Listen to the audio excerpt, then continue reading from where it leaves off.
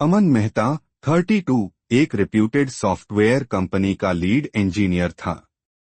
उसकी जिंदगी perfectly scheduled थी। ऑफिस, कॉफी, कोड और रात को अपनी पत्नी निशा के साथ एक डिनर। लेकिन काश स्केड्यूल के बीच में इंसान के इमोशंस भी कोड की तरह डीबग हो पाते। मैं अमन, एक इंजीनियर जिसने मशीन्स को समझा, लोगों को नहीं। मुझे लगा था प्यार सिर्फ वफादारी का दूसरा नाम है, लेकिन तुम दोनों ने दिखाया कि प्यार सिर्फ जिस्म और जज्बात का एक खतरनाक गेम भी हो सकता है। निशा, अमन की पत्नी, एक इंटीरियर डिजाइनर थी। शुरू में दोनों के बीच सब कुछ परफेक्ट था। वो हमेशा अमन की आंखों में अपनी दुनिया देखती थी। लेकिन धीरे धीरे उसकी आंखों का नूर चला गया और एक नया नाम उसकी बातों में आने लगा। रवि। रवि अमन का पुराना दोस्त, लंदन से इंडिया वापस आया था। एक चार्म था उसमें, कॉन्फिडेंट, कैजुअल और बहुत ज्यादा समझदार। निशा से बस एक ही बार मिलने के बाद उसका चेहरा अलग चमकने लगा। अमन ने महसूस किया, पर कुछ कहा नहीं।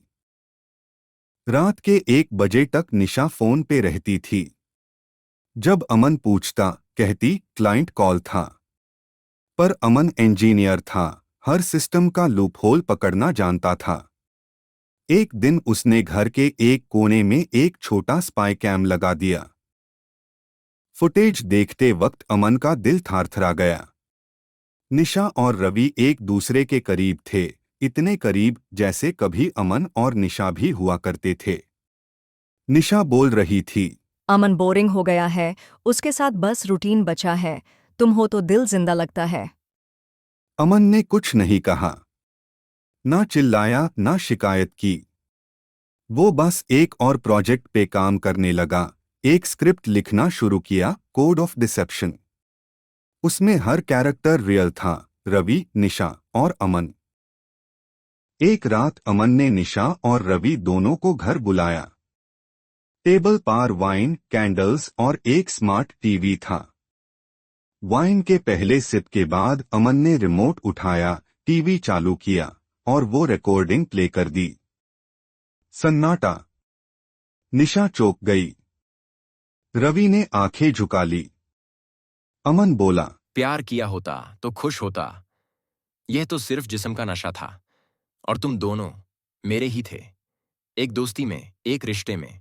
पर दोनों ने सिर्फ मेरा भरोसा तोड़ा। निशा आंखों में आंसू लेकर बोली। प्लीज अमन, मुझे माफ कर दो।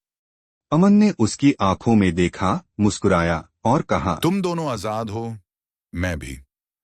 अब मैं सिर्फ अपने लिए जी रहा हूं, बिना झूठ, बिना दिखावा, बिना तुम्हारे।